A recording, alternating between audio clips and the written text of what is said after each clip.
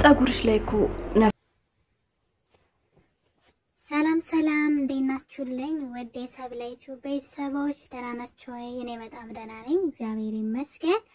ሐረግ ድራማ እንግዲህ ያፌት ኤፍራታን ከሰርጉ በፊት ፍርድ ቤት ወስዶ ሚስቱ አድርጓታል። እንግዲህ በዚህ ምክንያት ናታን የሰርጉን ቀን ለማበላሸትና ያፌት ራሱን እንዴት አድርጎ እንቅልፍ መድኃኒት በመስጠት ኤፍራታን ለማዳንና እሱ አግቢ ብሎ ሊጠይቃት እንግዲህ ቀለበት ሁሉ ገዝቶ በቤታቸው ተገኝቶ ነበረ።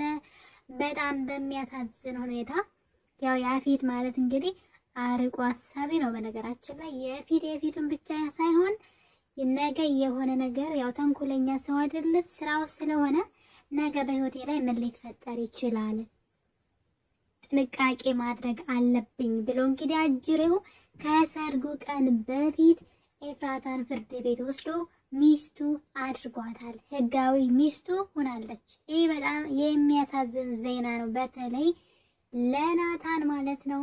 ምክንያቱም ከዚህ በኋላ እሷን መርዳት አይችልም። ምክንያቱም የሰው ሚስት ናት፣ ወደደም ጠላም የሰው ሚስት ናት። እሱ እንግዲህ መጀመሪያ ሳይጋቡ በሰርጉ ቀን ያቀዱት እቅድ ነበረ። ለዛም ነበረ ቤተሰቡ በሙሉ ስብስብ ብለው እዛ ቤት የተገኙት። ለዚህ ዋናውም ነገር ይሄ ነበረ። ነገሩ ግን ተገላቢጦሽ ሆኖ አቶ ናታን እንግዲህ ሐሳቡን ማንም ሰው አይደርስበትም። በጣም ብልጥ ነው። ተንኮለኛ ከመሆኑ የተነሳ በጣም ልምድ አለው ማለት ነው። የሥራ ልምድ አለው። የተንኮል ኮርስ ወስዷል። እያንዳንዱ የሚያደርገውን ነገር ሁሉ በብልሃት ነው የሚያደርገው፣ ነገ ላይ ችግር እንዳያመጣበት። በእርግጥ መጨረሻው ፍርድ ቤት ማነው እስር ቤት መግባቱ የማይቀር ነው። ወደደም ጠላ መጨረሻው እስር ቤት ነው ያፌት። ግን አሁን ላይ ግን ተንኮሉን ግን በስርዓት በብልሃት ነው የሚሰራውና ከናታን የሚለይበት አንደኛ ዋናው ነገር በጣም ብልሃተኛና ጎበዝ አስተዋይ ነው። በጣም ነው የሚመቸኝ። በነገራችን ላይ ክፋቱን ባልወድለትም ግን ድርጊቱ ግን በፕሮግራም እና በእቅድ ነው የሚንቀሳቀሰው ማለት ነው። የፊቱን አይደለም። ይሄ በቃ ዛሬ የሆነ ነገር አድርጌ እንትን እላለሁ ሳይሆን ነገን ብሎ ነውና የብልጠቱ ብልጠት እንግዲህ የሰርጉ ቀን የሆነ ነገር ሀፕል ሊያደርግ ይችላል። እምቢ ብትለኝስ፣ የራሱ ጉዳይ ብትልስ፣ ነገሩን ብትናገርስ እዛ ሰው መሃል ብሎ ስላሰበ ቀድሞ ሂዶ ተፈራርሞ ሚስቱ አድርጓታል ማለት ነው። ይሄ በጣም የሚያሳዝን ነገር ነው። ኤፍራታ ከዚህ በኋላ ከናታን እጅ እንዴት ነው ልታመልጥ የምችለው? ከዚህ በኋላ ሊያሳስበን የሚገባው ነገር ኤፍራታ ለምን ያፌትን አገባችሁ ሳይሆን እንዴት ብላ ነው ከያፌት እጅ የምትወጣው? በምን ምክንያት ነው? በእርግጥ እሷም ሐሳቧ እሱን አግብታ እሱን እስር ቤት አስገብታ ማለት ነው። እቅዷ ማለት ነው። ጎበዝ ናት። በነገራችን ላይ ከእሷ አትተናነስም። እንግዲህ ምን አሰበች? እሱን ካገባች በኋላ ከዛ በኋላ ሚስጥሩን ካወቀች በኋላ እሱን እስር ቤት አስገብታ ቤቱን በስሟ አድርጋ ለናታን መመለስና ሴቶቹን ደግሞ ያሉበትን ቦታ ለማወቅ ለኔ ቀላል ነው ብላ አስባ ነበረ። እና እንግዲህ ኤፍራታ ያለችው ነገር ሊሳካላት አልቻለም። ምክንያቱም ያፌት ቀድሞ ነገሩን ስለጠረጠረ የሰርጉ ቀን የሆነ ነገር ይፈጠራል ብሎ ስለፈራ ኤፍራታን ቀድሞ ተፈራርሞ ሚስቱ አድርጓታል ማለት ነው።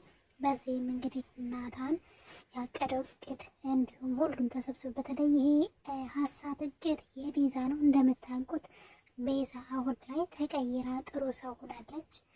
እህቷን በጣም ነው የምትወዳት። እህቷን ከዛ ሰውዬ እንዴት አድርጌ እንደምነጥቀው እያለች እያሰበች ነው። በጣም ደስ ይላል። የእሷ ለውጥ በጣም ትልቅ ነገር ነው፣ በተለይ ለኤፍራታ ማለት ነው። እና እንግዲህ ምን ተፈጠረ መሰላችሁ? አቶ ያፌት በተሰጠው የእንቅልፍ መድኃኒት ምክንያት ራሱን ስቶ ወድቆ ተኛ። በዛ ሰዓት እንግዲህ የቤቱ ሰው በጣም ደስ አለው፣ በተለይ የኤፍራታ ቤተሰቦች ማለት ነው። ናታንም እንግዲህ ተጎንብሶ ማለት ነው አግቢኝ የኔ ቆንጆ ብሎ ሲላት፣ እሷ ግን ነገሩ ቀድሞ እንደተበላሸ ነገረችው። አዝነው ወደ ቤተሰቦቻቸው ተመለሱ ማለት ነው። እና ናታንም በጣም ከገፋው በኋላ ግን በዛ መሀል እንግዲህ ጽዮን ትደነግጥና ራሷን ትስታለች ማለት ነው። ልክ ስትነቃ ሁሉንም ነገር የነበረውን ነገር ሁሉ አስታወሰች ማለት ነው። እና እንግዲህ አንድም ነገር አልቀራትም። በተለይ ሉሊትን ስታያት ያደረገቻት ነገር ሁሉ ትዝ አላት ማለት ነው። መታጠቢያ ቤት ውስጥ ስልክ እያወራች ስትደርስባት ወስዳ ከሲንጉ ጋር ስታጋጫት አስታወሰች ማለት ነው። እና እንግዲህ አሁን ላይ ቤት ውስጥ ማንም ሰው እሷ ነገሮቹ ሁሉ እንዳስታወሰች የሚያውቅ ሰው የለም። ድብቅ አድርጋ ይዘዋለች። ወንድሟ ሐኪም ቤት እንሂድ ሲላት እንደውም የሆነ ሰዓት በጣም ሲያስጨንቃት ልትነግረው ሁሉ ደርሳ ነበረ። ሉሊትን እንግዲህ እሷ የምትፈልገው ሉሊት እየፈራቻት እንድትኖርና እያስተሳቀቀች እንድትኖር ነው የምትፈልገው። እንዳወቀች አውቃ በሰላም እንድትኖር አልፈለገችም ማለት ነው። በጣም ደግሞ የከፋት ኤፍራታ ላይ ያደረገችው ነገር ነው። ምክንያቱም ብዙ ነገር አቅደው ልትረዳት ያሉትን ነገሮች አብረው ሊሰሩ ሚስጥሯን ከነገረቻት በኋላ ኤፍራታ ግን ማናት ጽዮን ግን ወዲያው በደረሰባት አደጋ ምክንያት ነገሩ ሁሉ ረስታ ነበረ። ስለዚህ ያ ደግሞ ለኤፍራታ በጣም ከባድ ሆነ ማለት ነው። ማን ይርዳት? ማንም ሀሳቧን የሚረዳት የለም ማለት ነው። ስለዚህ በዛ ምክንያት በጣም እያለቀሰች ባደረገችው ነገር በሆነባት ነገር በጣም ተቆጭታለች እና አሁንም አረፍድም ከጎንሽ እሆናለሁ ያለች ነበረ። እንግዲህ ጽዮን ሁሉንም ነገር አስታውሳለች፣ ግን ነገሩን ለራሷ ሚስጥር አድርጋ ይዘዋለች ማለት ነው። እና እንግዲህ የኔ ቤተሰቦች በዚህ መሀል ምን ተፈጠረ መሰላችሁ? ናታን እህቱን ሐኪም ቤት ይዤሽ እሄዳለሁ እያለ እየጠየቃት እምቢ ብለው እንግዲህ ሁለቱም እየተሯሯጡ ወደ ታች ወደ ሳሎን ቤት ይወርዳሉ ማለት ነው። እዛ እንግዲህ ጽዮንም ቤዛም ጽዮንን ቆጣ ብላ ለምንድነው ወንድምሽን የምታሰቃየው አንቺ ልጅ ምናምን አለቻት። እንግዲህ እዛ ደስ የሚል ትዕይንት ነበራቸው ከሉሊትም ጋር ምናምን ቤተሰብ መስለው በጣም ደስ ይሉ ነበር። ግን ድንገት ግን ሉሊት አይኗን ወደ በሩ ትጥልና በጣም ትደነግጣለች ማለት ነው። ከሁሉም ማለት ሁላቸውም ወደ በሩ ሲመለከቱ የሆነ በጣም የሚያስፈራ ነገር እንዳዩ ያስታውቃል ማለት ነው። ምን ተፈጥሮ ይሆን? እውነት እኔ ግን ምን እንደሚመስለኝ ታውቃላችሁ? ምናልባት ናታን ወደ ቤታቸው ማነው የኤፍራታን ያገባት ማለት ነው። ያው ያፌት ስሙ ብዙ ጊዜ አያዘኝም። ያፌት ወደ ቤት ተመልሶ ይሆን ወደ እነሱ ቤት? ምናልባት ፖሊስ ይዞ የመጣ መሰለኝ። በነገራችን ላይ እኔ የሚመስለኝ እንደዛ ነው እንግዲህ። ምክንያቱም እዛ ጋር መጠጥ ውስጥ መድኃኒት ጨምረው ስለሰጡት ፖሊስ ልኮባቸው እንዳይሆን ብዬ በጣም እየፈራሁ ነው። ምን ተፈጥሮ ይሆን? በጣም የሚያስፈራ ነገር ነው። ወይስ ደግሞ የናታን ቤተሰቦች ወደ ሀገራቸው ተመለሱ? ምክንያቱም እዛ ቤት በጣም ብዙ ጉዶች አሉ። እሱም እንግዲህ በቤተሰቦቻቸው ምክንያት ማለት ነው። ጽዮን የያፌት እህት ናት ማለት ነው። ጽዮን እህቱ ናት። እንዴት ብላ እህቱ እንደሆነች በጣም በሚያስገርም ሁኔታ ማለት ነው። የያፌት እህት ናት። ይህ ሚስጥር እንግዲህ በቅርቡ መፈንዳቱ አይቀርም። ናታንም ሌሎች ቤተሰቦች ይህን ነገር ባያውቁም ማለት ነው። እና እንግዲህ የኔ ተወዳጆች የነ ኤፍራታ እቅድ አልተሳካም። በተለይ የናታን እና የቤዛ እቅዳቸው አልተሳካላቸውም ማለት ነው። ያፌት ቀድሟቸዋል ማለት ነው ነገሮችን ሁሉ እና በጣም ነው የሚያስጠላው። እንግዲህ ያላት አማራጭ የእሱ ሚስት ሆና መቆየት ግዴታዋ ነው ማለት ነው።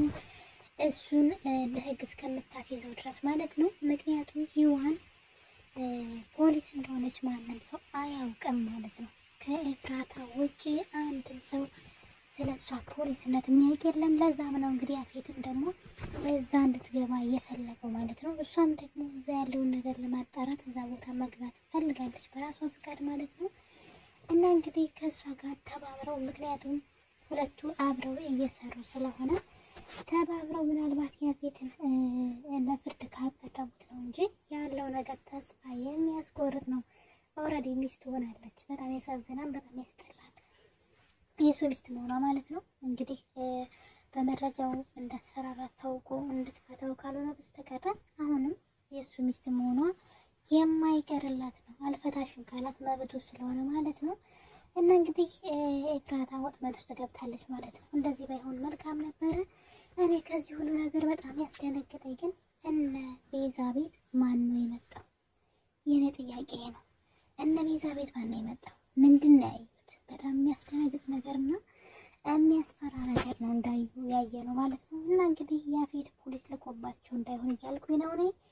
ምክንያቱም ውሃ ውስጥ ምን ጨምረው እንደሰጡት ስላወቀው በዛ ምክንያት እንዳያሳስራችሁ እየፈራሁኝ ነው የኔ ቤተሰቦች። እናንተስ ምን ይመስላችኋል? ግምታችሁን ሀሳባችሁን ኮሜንት ላይ አስቀምጡ። ይህን ቪዲዮ ስትጀምሩ ደግሞ በላይክ ጀምሩ የኔ ተወዳጆች። ለድምጼ በጣም ይቅርታ ለሊት ስለሆነ ሰው ስለተኛ ብዬ ሰው እንዳረብሽ ብዬ ነው። ለቤቴ ደግሞ አዲስ የሆናችሁ ሰብስክራይብ በማድረግ አበረታቱኝ። እወዳችኋለሁኝ። ሰላም ፍቅር ለሁላችሁም። ለሀገራችን ለኢትዮጵያ ይሁን። መልካም ምሽት።